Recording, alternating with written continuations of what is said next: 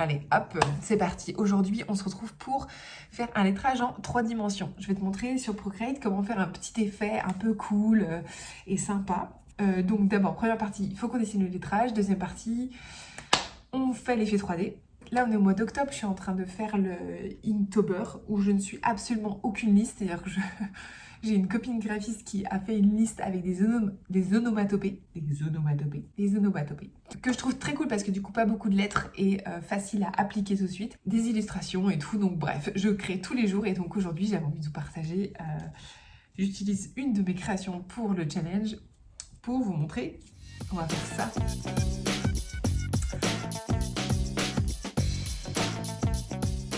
Alors c'est parti, on va créer un nouveau plan de travail. Donc moi je l'ai déjà, je duplique comme c'est dans mon Inktober, je duplique par rapport à chaque fois. Donc là on est jour 6. Donc toi tu peux te prendre un format A4, ça sera très bien. Moi j'ai déjà mon fond, donc c'est un genre de papier là.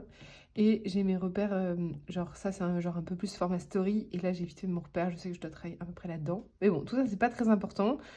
Ce que tu fais, c'est que toi, tu vas te créer un nouveau document en cliquant sur le petit plus qui est là. Tac. Voilà. Et donc maintenant, il va falloir d'abord poser le lettrage. Donc, moi, je prends le brush toujours le même quand je dessine. C'est dans Esquisse, crayon 6B. Et là, je vais écrire PAN. PAN. Pour avoir bien en tête toutes les lettres. Bon, là, tu vas te foutre de ma gueule parce qu'il n'y a que 3 lettres, mais je t'avouerai que quand il y en a plein, j'en oublie en général toujours une au passage. Maintenant, on va essayer de dessiner. On va pas, j'ai pas le temps de faire des tas de croquis recherche, donc on va faire un style. Et moi, ce que je fais tout de suite, c'est d'abord les petits croquis avant de faire un truc propre. J'ai bien envie d'essayer de faire un truc zigzag. Genre, tu sais qu'il y a une vibration un peu comme ça. En plus, ça va être pas mal avec l'effet 3D, donc genre, je peux faire un grand pan.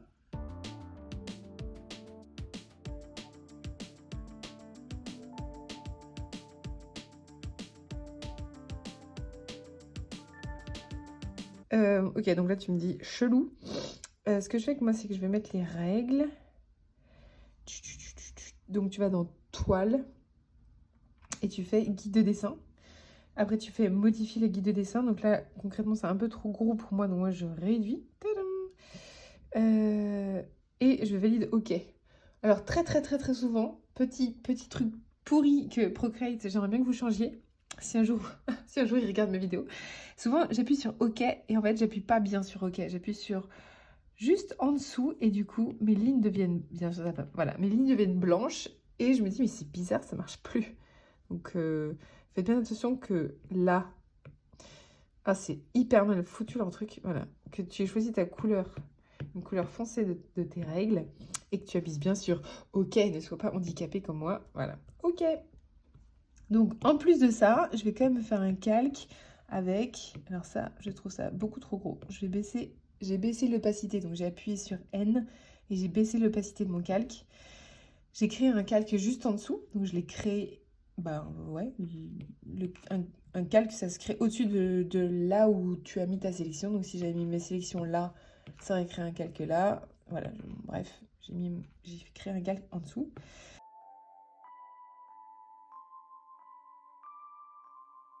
J'ai besoin d'avoir ces règles-là pour en plus avoir un repère visuel. Donc je baisse, pareil, je baisse l'opacité, j'appuie sur N, je baisse l'opacité. Celui-ci, je le baisse encore plus fort. Voilà. Et là, tu viens mettre un repère dans ce sens-là. Donc si ça, c'est l'axe que tu as choisi, ensuite, tu le dupliques. Donc un doigt, glisser vers la gauche, dupliquer. Comme ça, maintenant, tu peux... J'ai appuyé sur l'outil sélection et je le déplace. Là, je vais prendre avec mes deux doigts, je vais relier les deux. Tweet, voilà. Et je le duplique encore. Donc je fais vers la gauche, dupliquer. Outil sélection, tac, voilà. Ensuite, je viens pincer les deux et je baisse l'opacité. Parce que ce qui m'intéresse, c'est de dessiner par-dessus. Et je me remets sur mon calque de croquis. Là, ce que j'ai fait, c'est que mes axes, ils me servent de repère. Je ne vais pas pile poil mettre mon P, mon A et mon N dans l'espace que j'ai mis là. Donc maintenant que j'ai tout mon quadrillage et que j'ai à peu près mon idée, je vais mettre juste le squelette de mon lettrage. Donc, c'est uniquement au trait.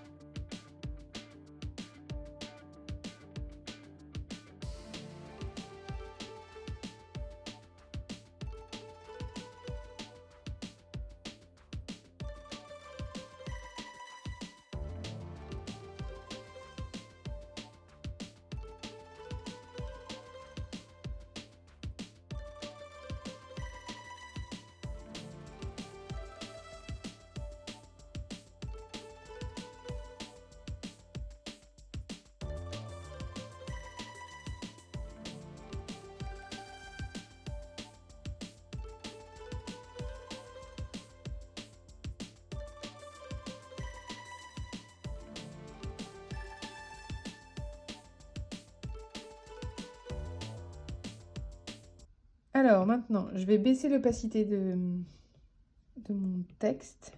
Mais encore une fois, je vais enlever celui du dessous pour pas me gêner. Je vais venir créer un nouveau calque par-dessus. Et cette fois-ci, on va utiliser un brush qui a toujours la même épaisseur pour venir mettre une épaisseur rapidement. Donc là, par exemple, on va venir utiliser dans peinture, on va utiliser pinceau plat. Et on va venir redessiner.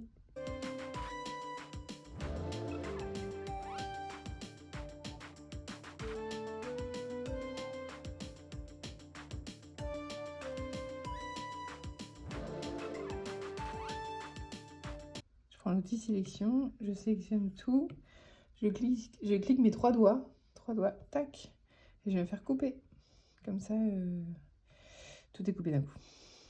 Et là, outil sélection, hop, je remonte ça, ça me plaît pas. Je reprends mon outil 6B, hop, et ma gomme. Ma gomme, je veux aussi que ce soit le 6B. Tu sais que si tu veux récupérer le même brush, tu peux aussi, par exemple là j'ai mon crayon HB, et je veux aussi que là il prenne le HB. Il suffit juste que j'appuie longtemps. Voilà, et là il m'a pris mon HB. Donc des fois je le fais, des fois j'oublie. Tac.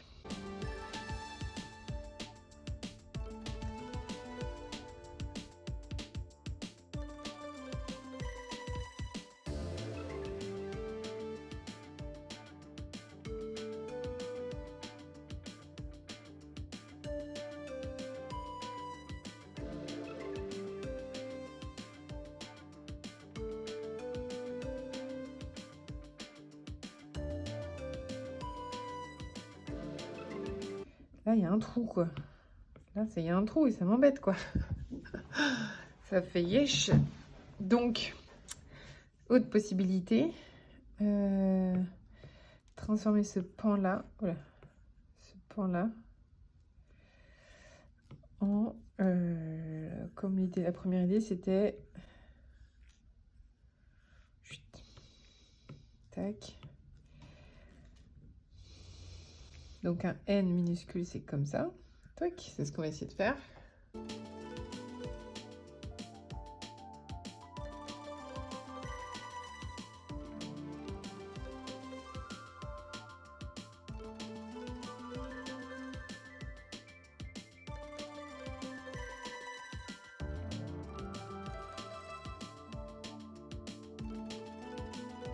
Je pense que celui-ci est peut-être plus cohérent. Donc on va partir sur ça. On va lui apporter un petit peu de hula hoop, tu vas voir. On va lui apporter, on va le faire vibrer.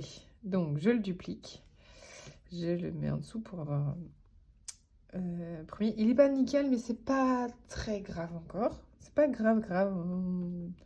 Tu vois, de près, c'est pas dingos, mais c'est pas l'objectif pour l'instant. On va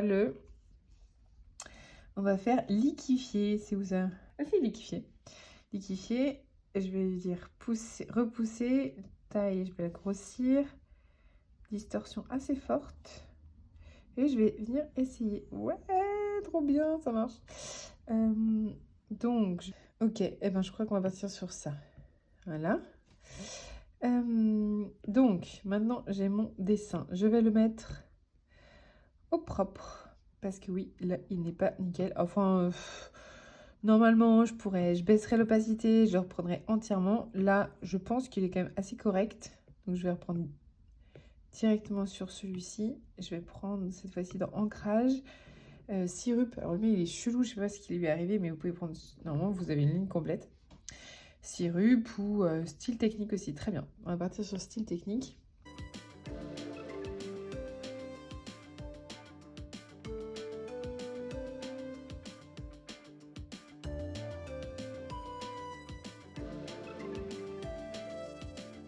Voilà.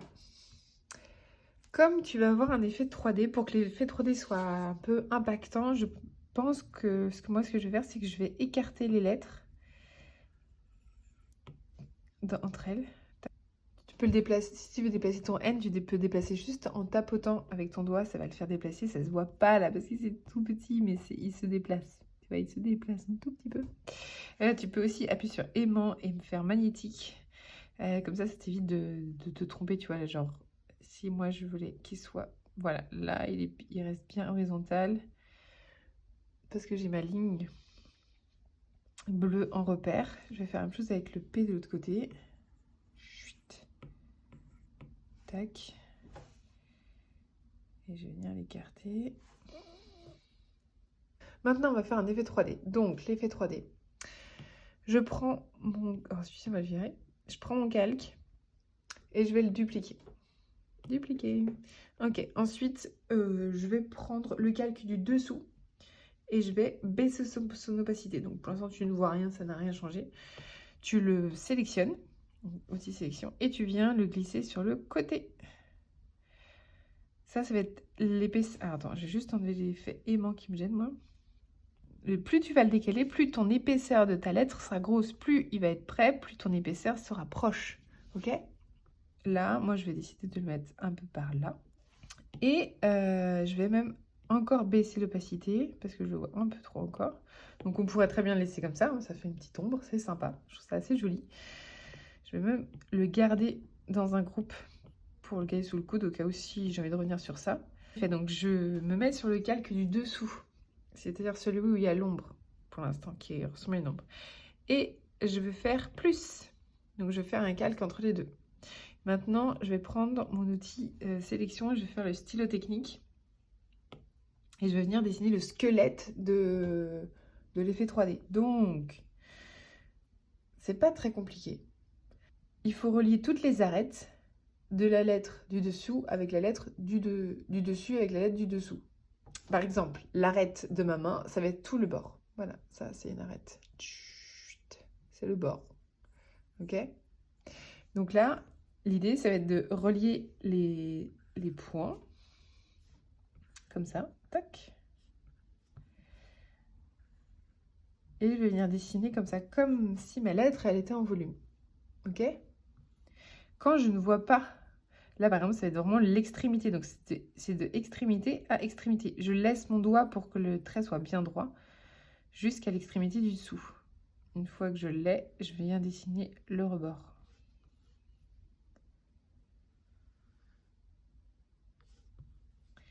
Là, il y a une arête. Tac. Là, il n'y en a pas parce que c'est un léger arrondi. Donc, ce que je vais faire, c'est que je vais simplement dessiner cette partie-là. Pareil sur le A, je relie les pointes du haut avec les pointes du bas. Là, attention, du coup, je relie d'abord toutes les pointes les unes avec les autres.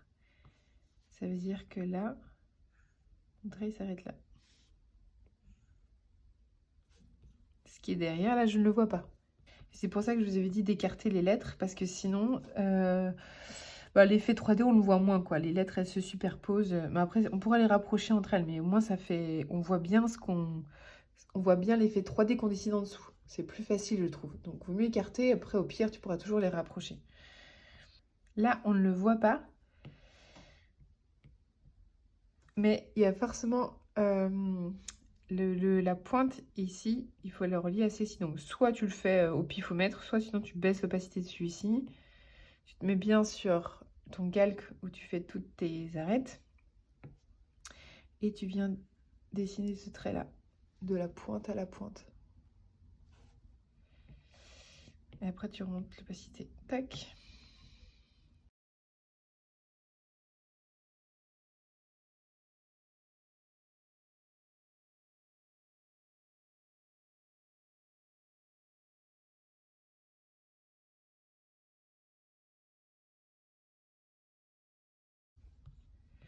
Ok, donc maintenant que tu as fait ça, tu peux enlever le calque du dessous. Et maintenant, tu vas voir, on va colorier comme par magie. Ça va être trop chouette. Trop bien. Donc, maintenant, on va mettre de la couleur. Tu vas te mettre sur ton calque. On va appeler Pan. P-A-N. Voilà, Pan. Ok, maintenant que tu as ton lettrage avec ton squelette de 3D qui est juste derrière, on va...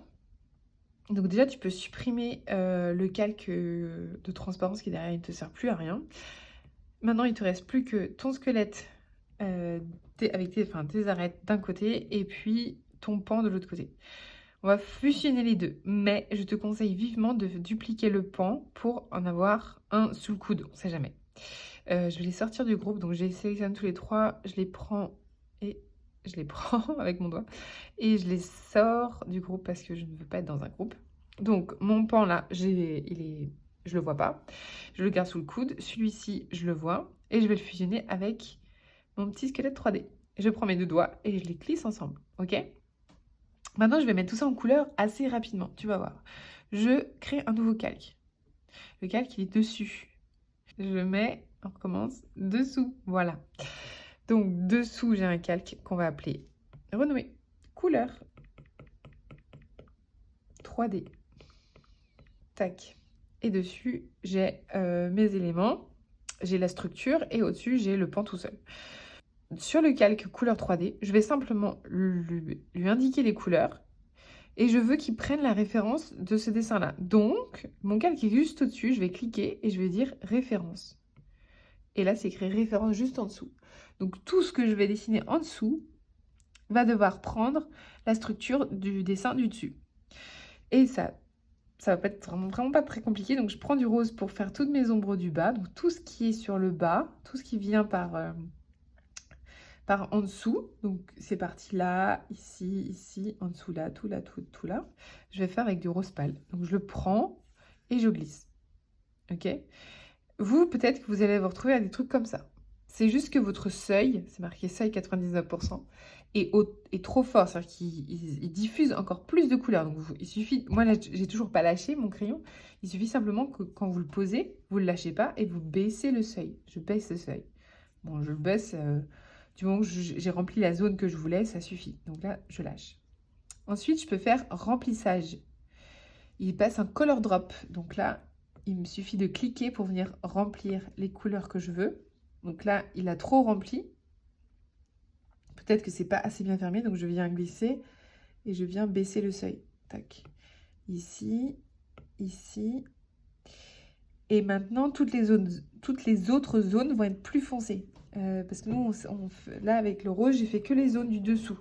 Vous me direz, celles-ci, elles sont aussi des zones du dessous, mais je les ferai après parce que comme c'est un arrondi, je vais venir dessiner. Je n'ai pas le choix. Parce que sinon, là, si je le fais ça, il me le remplit dans sa totalité. Sauf que la majorité de la couleur va plutôt être du rose foncé.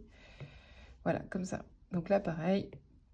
Ah, non, pas mon contour, juste le petit trou. Tac, tac, tac, tac, tac. Voilà. Là, j'ai oublié.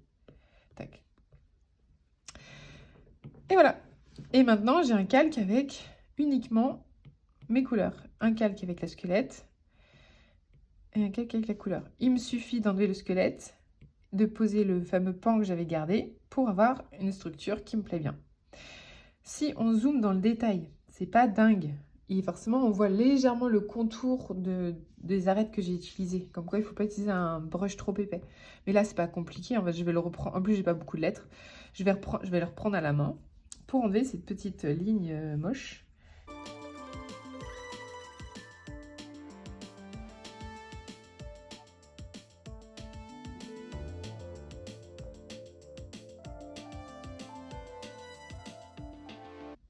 Et voilà.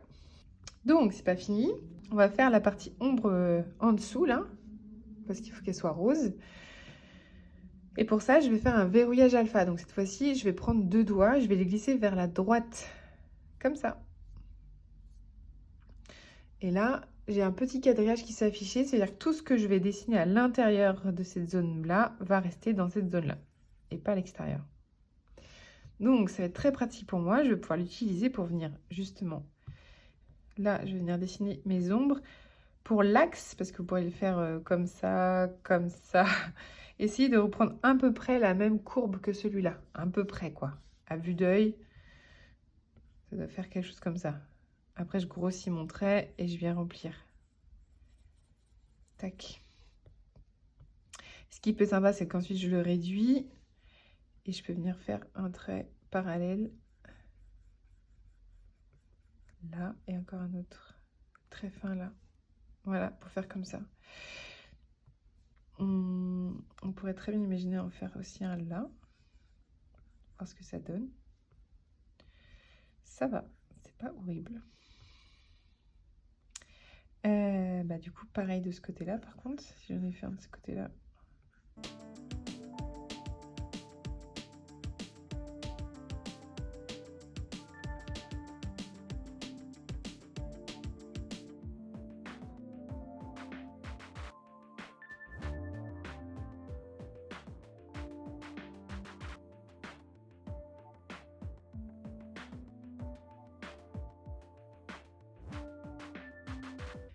Et voilà, alors on va pas s'arrêter là, on va déjà lui mettre une autre ombre. Donc maintenant la référence, on peut l'enlever, je n'ai plus besoin de la référence. Il vaut mieux la supprimer justement parce que sinon après on oublie. On oublie qu'on a ça en référence et on l'utilise, donc c'est pas très pratique. Donc là on a l'ombre d'un côté, l'effet 3D ici, le lettrage ici. On va dupliquer le lettrage et on va le mettre, on va le prendre, on va le mettre en dessous. Voilà. Et on va le sélectionner, on va venir le poser en dessous comme ça, par exemple. On va baisser son opacité. Et on va surtout lui apporter un effet un peu flou, flou gauchien. Et là, avec ma souris, juste à faire comme ça.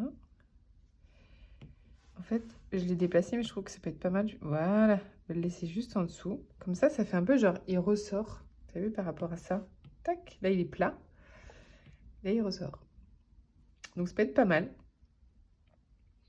On va juste finir avec un petit liseré. Alors, je me mets sur mon premier pan, je crée un nouveau calque. Je vais prendre toujours mon stylo technique, un petit trait fin, rose, pardon, mon trait rose. Et je vais essayer de venir dessiner l'intérieur de ma lettre. Sauf que vous regardez, mon trait est pas très droit. Donc, ce que je vais faire, c'est que je vais aller dans le brush, je vais cliquer sur stylo technique, je vais aller dans stabilisation, donc c'est le deuxième.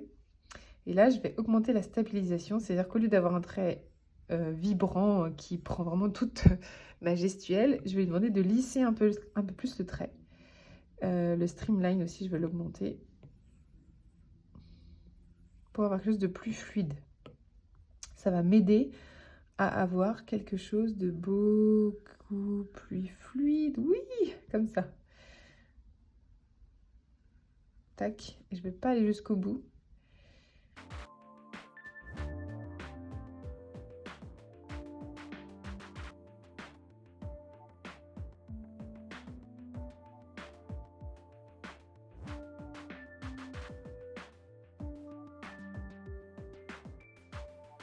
Voilà les gens, si vous avez des questions, s'il y a des choses qui n'ont pas été très claires, que je n'ai pas très bien expliquées, un peu floues, n'hésitez pas à me laisser des commentaires, n'hésitez pas à me partager sur Instagram en message privé vos créations, ou je ne sais pas si vous pouvez vous partager des images là sur YouTube. En tout cas, n'hésitez pas à me montrer ce que ça donne chez vous. Et puis bon, au plaisir pour une prochaine vidéo. Ciao!